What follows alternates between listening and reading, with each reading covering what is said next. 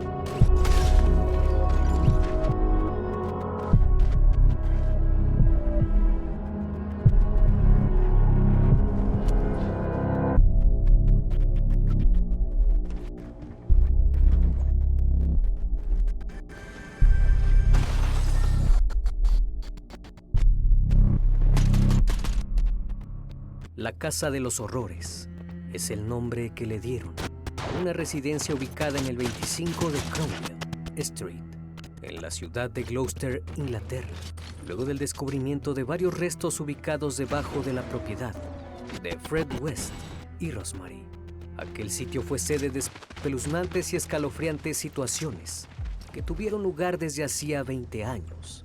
El 24 de febrero de 1994, unos policías armados de picos y palas llegaron a la calle Cromwell luego de una denuncia anónima que tuvo como resultado el hallazgo de restos óseos. Pero la sorpresa llegaría cuando encontraron 3 fémures. Pero aquello solo era el inicio de uno de los casos más sorprendentes jamás ocurridos en Inglaterra. En los días siguientes, los cuerpos de 9 mujeres aparecieron en el sótano de la casa. Estos yacían enterrados bajo tierra, cubiertos por un gran piso de cemento. Los responsables de dichos acontecimientos era la familia West. Pronto aquel gran secreto guardado por años de Fred y Rosemary estaba a punto de llegar a su fin. La policía de Gloucestershire no sabía en ese momento que la excavación desencadenaría una de las investigaciones policiales más grandes que Gran Bretaña había visto. El Criminalista Nocturno. Gloucestershire está ubicado en el suroeste de Inglaterra. Es un condado relativamente pequeño, con una población de unos 800,000 habitantes. La industria de esta localidad se divide entre la actividad aeroespacial, el aeropuerto y la agricultura. En 1941, en Marcle, en medio del conflicto bélico más sangriento de la historia, la Segunda Guerra Mundial, nació Fred West, un templado 29 de septiembre. Su padre fue Walter West y su madre Daisy Ann Hill, mujer que, según los especialistas que analizaron el caso, cumplió un rol fundamental en el futuro de su hijo y sus 2 hermanas. Daisy, se cree, abusó no solo psicológicamente a Fred, sino que lo sometió también a repetidos abusos íntimos. Mientras que Walter era un hombre criado en el siglo XIX, extremadamente patriarcal, estricto y poco afectivo. Daisy se convirtió en una mujer sobreprotectora y en algún punto que no se puede determinar con exactitud, ella empezó a propasarse físicamente con Fred. La economía del hogar era precaria, al igual que muchos países de Europa. Durante y después de la Segunda Guerra, vivían de la agricultura, especialmente de la cosecha de lúpulos y fresas. Walter obligaba a los chicos a participar de la recolección durante la época, al igual que la caza de pequeños animales, como conejos o liebres. Todos debían colaborar en el hogar.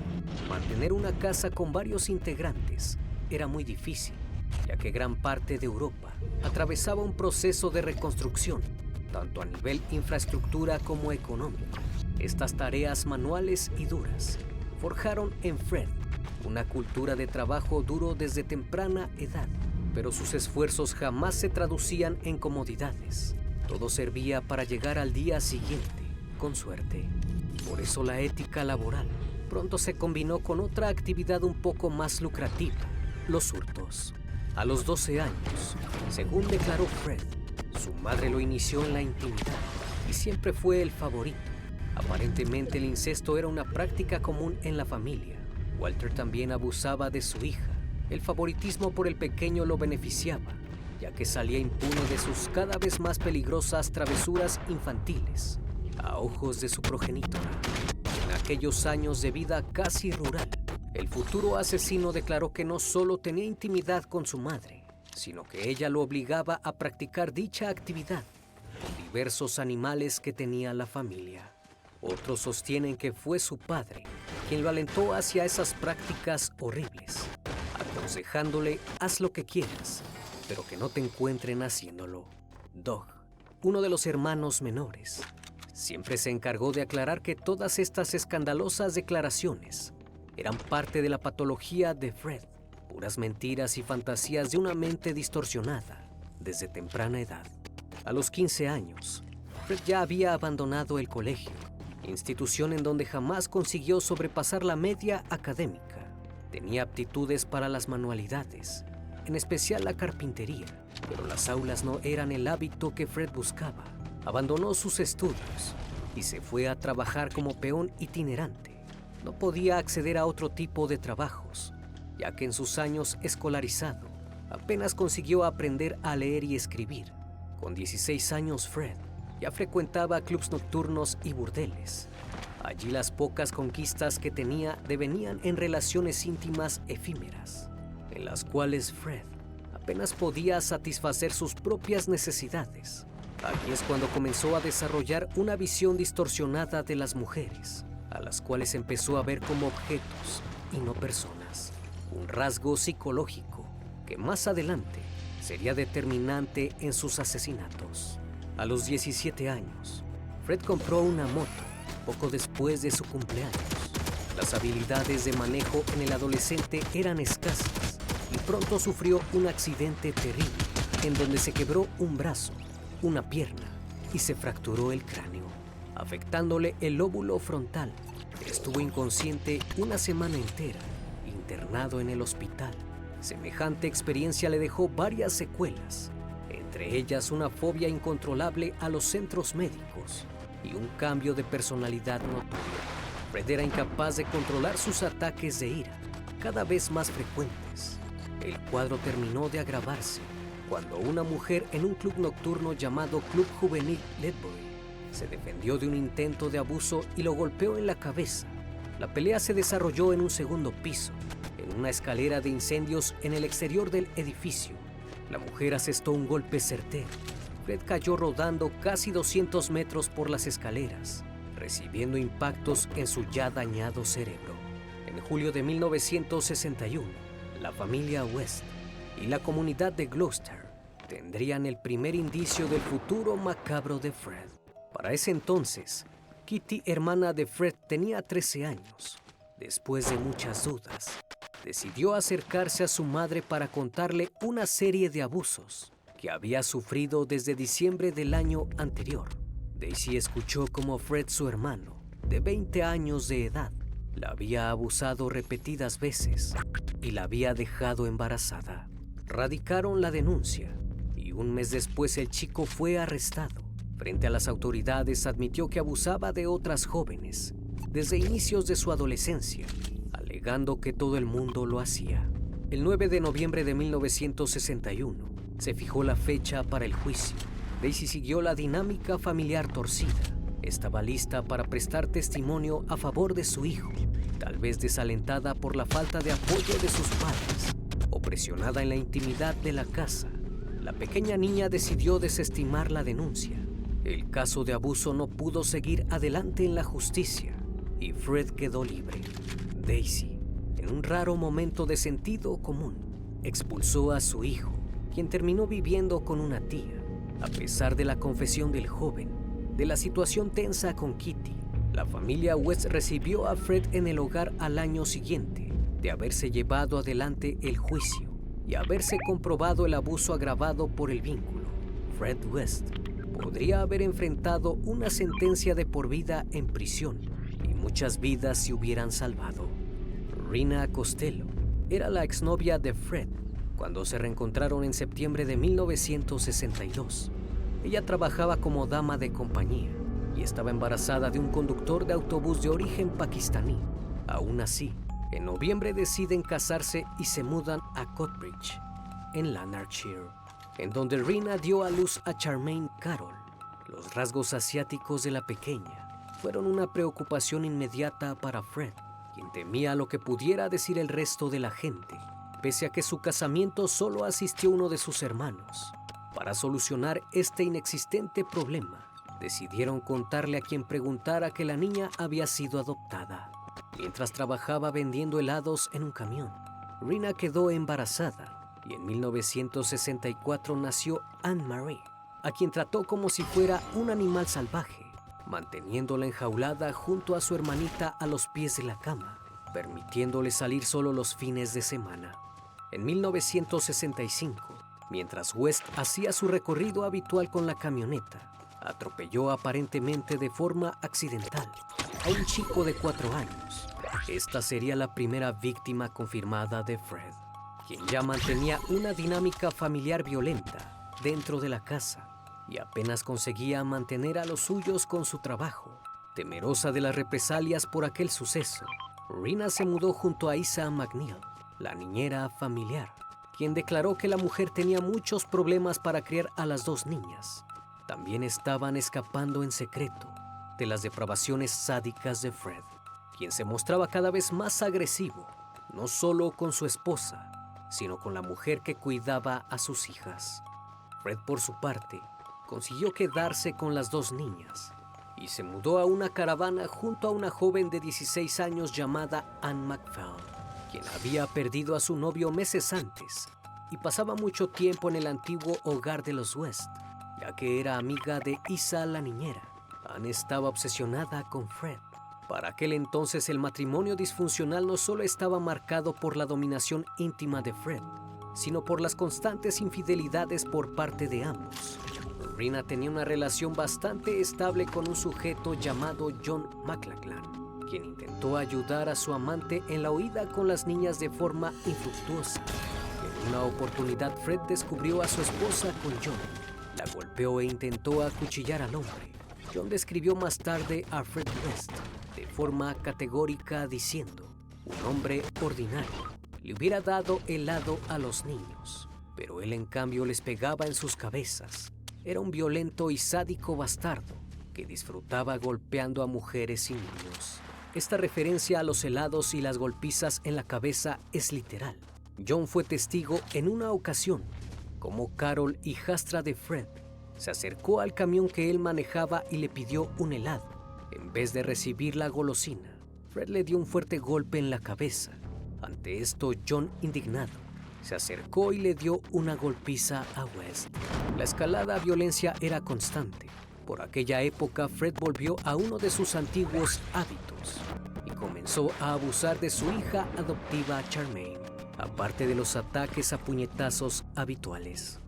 Fred trabajaba como repartidor de carne para un matadero local. Mientras convivía con Anne y las 2 niñas, Rina intentaba estar presente y proteger la vida de sus hijas, pero la situación se volvía cada vez más insostenible. En 1966, resentida con Anne por ser la figura materna de Charmaine y Anne-Marie, en un momento de desesperación viajó hacia la caravana en donde vivía su familia y le robó algunas pertenencias a Fred. Al mes siguiente atraparon a la mujer y fue sentenciada a 3 años de libertad condicional. Anne, mientras tanto, intentó en repetidas ocasiones convencer a Fred para que se divorciara de Rina. La pequeña estaba enamorada. Era incapaz de ver el monstruo al que amaba. Quería casarse con Fred West. Sin embargo, aquello nunca fue posible, ya que en julio de 1967, con 18 años de edad, embarazada del hijo de Fred, Anne McPhail desapareció de la faz de la tierra.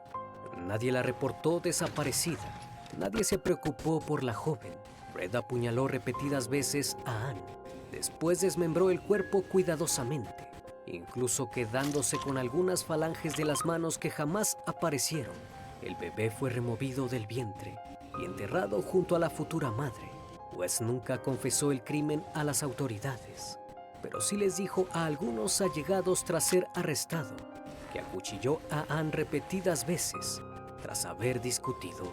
El cuerpo de Anne apareció en 1994, 27 años más tarde, en la propiedad de West. Mostraba signos de haber sido atada antes de haber fallecido, contradiciendo la versión de la discusión. Después de la desaparición de Anne, Rina intentó volver a la casa de su esposo para poder cuidar a las chicas. Los primeros meses parecían mostrar algún tipo de mejoría en la relación, pero aquella relación probó ser una mera ilusión, pues para 1968, Rina abandonó el hogar y a sus hijas una vez más, incapaz de lidiar con esa terrible pesadilla. Fred no tardó mucho en encontrar su reemplazo, y es entonces que los dos monstruos se unieron. Rosemary Letts nació en Northam en 1953. Su madre se llamaba igual que la madre de Fred, Daisy, y era una mujer depresiva que incluso durante el embarazo de Rose recibió terapia electroconvulsiva. Esta práctica era muy común en la década de los 50, cuando aún no existían medicamentos capaces de combatir enfermedades mentales como la depresión. Daisy recibió la última sesión un día antes de dar a luz a la pequeña Rose. Muchos especialistas afirman que la electricidad que recibió la madre a escasos días de dar a luz derivó en daños prenatales en Rose, que explicarían de alguna forma el futuro de la pequeña. Al iniciar la adolescencia, Rose empezó a experimentar los cambios lógicos corporales que atraviesa cualquier joven. Fascinada por el crecimiento de su cuerpo, no se contentó con observarse frente al espejo sin ninguna prenda, sino que empezó a pasearse en ropa interior o sin nada que la cubriera enfrente de su hermano menor Graham.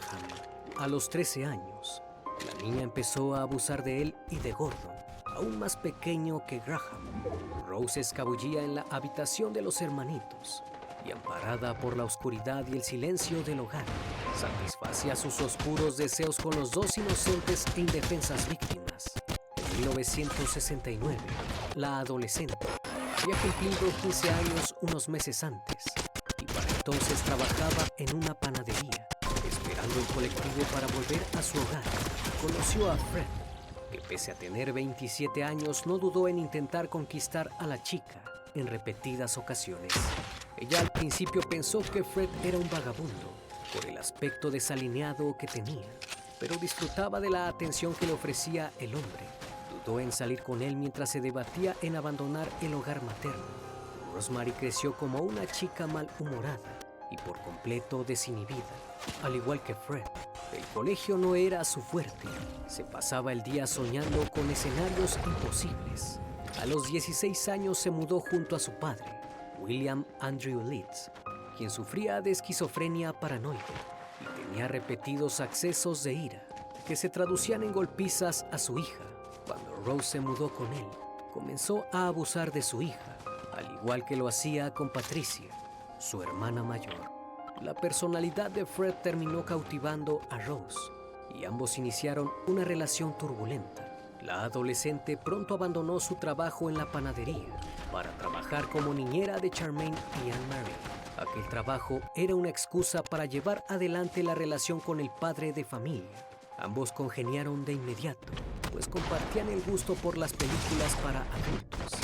Ambos disfrutaban de la violencia y el sadismo y fantaseaban juntos con escenarios impetuosos de todo tipo. Se dice de ella que no solo era promiscua, sino que disfrutaba tener intimidad a la vista de extraños. Los padres de Rose intentaron detener aquella relación demencial, denunciaron a las autoridades a la pareja y Rose fue llevada a un hogar para adolescentes. Solamente podía abandonar la institución los fines de semana para ver a su padre o a su madre, pero Rose siempre escapaba e iba a ver a Fred. En 1970 ya vivían juntos definitivamente y Rosemary quedó embarazada de Heather Ann, la primera hija de la pareja. Ni Daisy ni William consiguieron detener a su hija, quien estaba a punto de convertirse junto con Fred en la pareja de asesinos seriales más prolíficos de Inglaterra.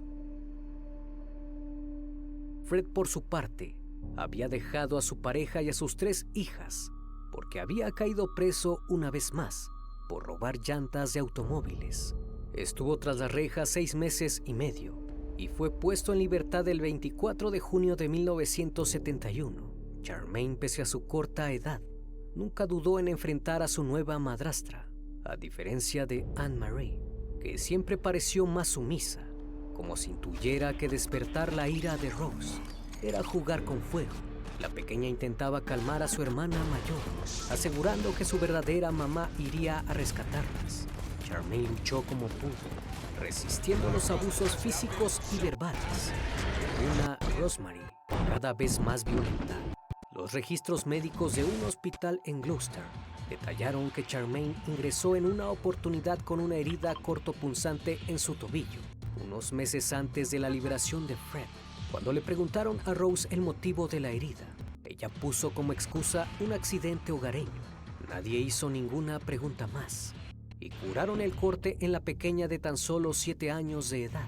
Tiempo después, Charmaine desapareció sin dejar rastro.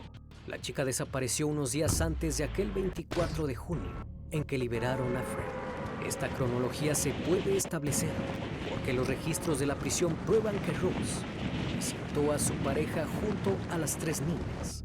Una testigo, Cheryl, declaró años más tarde que aquel junio llevó a su nieta Tracy Gilles a la casa de Charmaine. Ambas eran amigas y confidentes, y en más de una ocasión Tracy fue testigo de los castigos físicos que sufría por parte de su madrastra. Aquel día Rosemary abrió la puerta y le informó a la abuela y nieta que Charmaine había vuelto a vivir con su madre. Las autoridades escolares también llamaron para preguntar por qué su pequeña alumna no había asistido a las clases y se encontraron con la misma respuesta. Al igual que en el hospital, nadie hizo más preguntas. Lo que nadie sabía era que Rosemary había asesinado a la chica y escondió su cuerpo en una bodega de carbón que tenían en la propiedad. Esperó a que su futuro marido saliera de la cárcel y él se encargó de enterrar a su hija. A diferencia de otros asesinatos, no desmembraron por completo el cuerpo, pero sí se quedaron con algunos restos óseos de la rodilla, dedos de la mano, el pie, tobillo y muñeca. La necropsia reveló una herida cortante en la cadera de la niña, pero el daño mostraba signos de haberse producido varios años después. Se cree que fue Fred quien lo hizo con alguna máquina, mientras hacía trabajos de construcción en la propiedad. Mientras tanto, Rina intentaba mantener contacto esporádico con sus hijas. Algunos testigos aseguran que la mujer sufría de depresión y constantes ataques de ansiedad, preocupada por el bienestar de sus 2 hijas. En agosto de 1971, decidió ir hasta la casa de Fred, aparentemente para discutir algún tipo de regalo que le permitiera compartir la custodia. Pero lejos de llegar a un acuerdo, Fred aprovechó la ocasión para asesinar a su exesposa. Se cree que perdió la vida asfixiada después de haber sido drogada en el asiento trasero del Ford que poseía a su asesino. Fred y Rose se encargaron de desmembrar el cuerpo, lo colocaron en varias bolsas de plástico y enterraron todo a 1,5 kilómetros de distancia de su hogar. Los forenses encontraron un tubo metálico junto a los restos óseos, lo que los llevó a teorizar que también la mujer fue atada, golpeada y abusada antes de perder la vida a manos de la sádica pareja. En 1972, la pareja decidió casarse. El registro civil de Gloucester inscribió al hombre como soltero, pese a que seguía casado legalmente. John, hermano de Fred, fue el único que asistió a la triste ceremonia. En junio, Rose dio a luz a May, la segunda hija del matrimonio.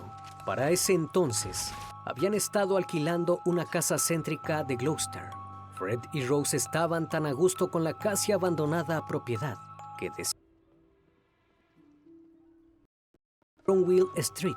2 décadas más tarde, aquella casona sería conocida como la Casa de los Horrores. Para solventar los gastos de la enorme casa, los West decidieron alquilar algunas habitaciones, pero la principal fuente de ingresos era la recámara de Rose, en donde ejercía como dama de compañía. La mujer no solo lo hacía por dinero, realmente disfrutaba entablar relaciones físicas con hombres y mujeres por igual, en donde el común denominador era el sadismo y la violencia en la intimidad. Fred disfrutaba de ver a su esposa con otras personas. Incluso había hecho agujeros en las paredes para poder espiar a su mujer. Rose quedó embarazada 5 veces más. Steven, Lois, Barry, Rosemary y Luciana llegaron al mundo en uno de los peores contextos. Su hogar era un desfile de personas poco amigables, incluyendo a sus padres, que apenas se preocupaban por enviarlos al colegio cuando tenían ganas o se acordaban. Anne-Marie, la primera hija de Fred, comenzó a ser abusada cuando tenía 8 años. Cuando la pequeña cumplió 13 años, su madrastra decidió que era hora de llevarla a las habitaciones superiores para que comenzara a atender clientes, situación que la chica soportó hasta que consiguió huir de la casa para siempre. Quienes no tuvieron mejor suerte fueron Ether y May, mostrando un desprecio por las vidas humanas que ellos habían decidido traer al mundo. Los siniestros padres centraron todas sus energías en abusar de sus hijas. Ether, sin embargo, siempre opuso resistencia, aunque jamás consiguió evadir los constantes ataques de sus progenitores. En 1973, la perversa pareja se cobró la vida de otra víctima. Linda Agog era una costurera que había entablado amistad con Rose. Eventualmente se mudó con los West, en donde compartió más de un amante con la mujer. No se sabe por qué la asesinaron, pero el modus operandi fue el mismo de casi todos los asesinatos. La asfixiaron y apuñalaron. Después desmembraron el cuerpo y se quedaron con algunas partes como trofeos. Cuando la madre de Linda se acercó al domicilio, preguntando por su hija, Rose le comunicó que se había ido. La asesina iba vestida con las ropas de su víctima. Ese mismo año, privaron de la vida a Carol Ann Cooper, quien desapareció mientras caminaba a casa desde el cine. Un mes después, el 27 de diciembre del 73, Lucy Partington desapareció mientras caminaba hacia la parada del autobús. La pareja de asesinos la raptaron y la mantuvieron con vida para saciar sus más bajos instintos. Luego la decapitaron y la cortaron en partes, y sus restos fueron metidos en un pozo entre tuberías de alcantarillado con fugas, junto con un cuchillo, una cuerda, una sección de cinta adhesiva y 2 pinzas para el cabello. En 1974, los West encontraron a su siguiente víctima, Teresa Sigenthaler. Era una estudiante de 21 años, originaria del sur londinense, que había decidido tomar unas vacaciones y llegar haciendo autostop hasta Irlanda. En algún punto del camino se cruzó con Fred y Rose, y en abril de ese año la asesinaron y enterraron en la propiedad. Shirley Urban tenía tan solo 15 años cuando fue interceptada por la pareja de criminales. La niña había salido de un curso de experiencia laboral. En noviembre de 1974, fue asesinada brutalmente y su cuerpo cuidadosamente seccionado. Los médicos forenses encontraron una variación macabra entre sus restos. La cabeza estaba completamente cubierta de cinta, con un tubo de goma insertado en la garganta, que le permitió respirar mientras sus asesinos abusaban de ella. En 1975, Juanita Marion Mott estaba terminando el colegio en Worcester. Fred y Rose la capturaron y la sometieron a un tortuoso proceso que involucró complejas ataduras que presionaban cada una de sus articulaciones. Colgaron a la chica de unas vigas de madera y allí abusaron de ella hasta que decidieron privarla de la vida, cortarla en partes y enterrarla en la casa. Fred tuvo que modificar varias veces la infraestructura del matadero, que llamaba hogar. Tuvo que reforzar con cemento la bodega subterránea, en donde los cuerpos esperaban ser encontrados algún día. También tuvo que mejorar algunas habitaciones para su numerosa familia. Con el fin de solventar estos gastos, el patriarca tenía que salir a robar para completar los ingresos que generaba Rose. No existen pruebas que entre 1976 e inicios de 1978 los West hayan asesinado a alguien más, aunque los investigadores creen que es poco probable que se hayan detenido, porque realmente disfrutaban hacerlo. En mayo de 1978, asesinaron a Shirley Ann Robinson, de 19 años. Shirley trabajaba como dama acompañante en la casa de los West. y se cree que la asesinaron después que la pareja confirmó que estaba embarazada de Fred. En 1979, la víctima fue Alison Chambers, una chica de 17 años, que corrió con la misma suerte que las demás víctimas, y quien posteriormente fue enterrada en la propiedad. Después de esto, Fred y Rose tuvieron un periodo de enfriamiento, o al menos no se encontró otra víctima de personas desaparecidas durante los siguientes 7 años. En 1987, Heather no pudo lidiar más con la situación y le contó los horrores que vivía en carne propia a una amiga. Antes había demostrado numerosos indicios de estrés postraumático debido a los abusos y comenzó a contestar mal a las profesoras en el colegio. Algunas autoridades se habían alarmado en la institución, pero nadie parecía tener el poder suficiente para detener a la pareja. Las actitudes rebeldes de la pequeña representaban un peligro para el pervertido estilo de vida que tenían sus padres. Por esa razón decidieron asesinarla y enterraron sus restos en el sótano, junto con las otras víctimas. La chica había comenzado a dar problemas y eso no lo podían permitir. Las sospechas eran cada vez mayores. Sus hijos preguntaban sobre el paradero de su hermana y los padres vivían cambiando las versiones. Se fue con una novia, estafó gente y tuvo que escapar. Se fugó de la casa después de discutir con Rose. Sin embargo, Fred solía amenazar un poco en broma que si alguno de sus hijos molestaba, iba a terminar bajo el patio con Heather. Pero faltaba un crimen más para que la pareja, por fin tras décadas de abusos y asesinatos, cayera de una vez y para siempre. En agosto de 1992, una de las hijas pequeñas de West confesó a una amiga que su padre había abusado de ella y que incluso había grabado todo en video. La madre de la amiga decidió realizar una denuncia anónima a la policía. Las autoridades llegaron al hogar, pero jamás encontraron la cinta que probaba lo que la chica decía. Aún así, la chica mostró signos inequívocos de haber sufrido abusos íntimos y tras un primer allanamiento, el 6 de agosto, todos los hijos de West fueron ubicados en hogares adoptivos temporales y detuvieron a Fred. Sin embargo, por una sorpresiva falta de pruebas, lo liberaron. Y no solo eso, sino que al encontrarse contradicciones en los testimonios de los niños, les devolvieron la custodia de sus hijos. Pero el cabo suelto era Heather. La policía no creía la historia de Fred, que afirmaba que la chica había escapado y estaba viviendo de actividades ilícitas en algún lugar.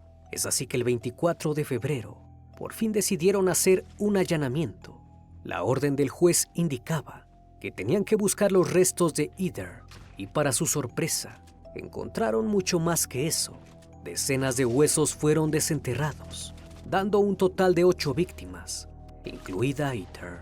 Después de esto, Fred decidió entregarse a la policía y confesó el asesinato de su hija, pero puso como excusa que se dio en el marco de una discusión que escaló en violencia. May, cuando se enteró de la confesión de su padre, entró en estado de shock y comenzó a gritar que él no había asesinado a su hermana. La realidad había salido a la luz. El mundo empezó a conocer la macabra historia de la Casa de los Horrores, que tuvo lugar durante más de 2 décadas en aquel domicilio. El fin de esta pareja de asesinos en serie había llegado a su final. Ambos fueron acusados de los crímenes, a pesar de que Fred dijo que Rosemary no tuvo nada que ver. Se les pudieron comprobar 12 crímenes y fueron sentenciados a pasar el resto de sus vidas en prisión. No obstante, el 1 de enero de 1995, quizás sabiendo que iba a sufrir el mismo infierno que él causó en demasiadas mujeres, Fred West decidió tomar la salida del cobarde y con una sábana se ahorcó en su celda, no sin antes escribirle una carta final a su esposa, el amor de su vida, la compañera de sus perversiones, la mujer que complementó su monstruosa existencia. Rosemary continúa hasta el día de hoy, presa en una cárcel para mujeres en Flockton, West Yorkshire. No tiene posibilidad de apelar la sentencia ni pedir libertad condicional.